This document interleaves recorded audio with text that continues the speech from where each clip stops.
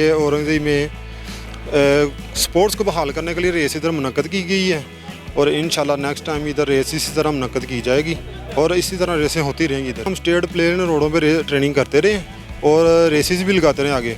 आज हमें ये सब्ज़ादार में और पहाड़ों में रेस करने को मिली है। मेरा ताल्लुक़ है लियारी कराची ली मार्केट। हम लोग आए शावर में, कोच ने लाया है, निसार भाई ने बुलाया हम लोग को, 3 जने हम लोग आए ट्रायल दे के।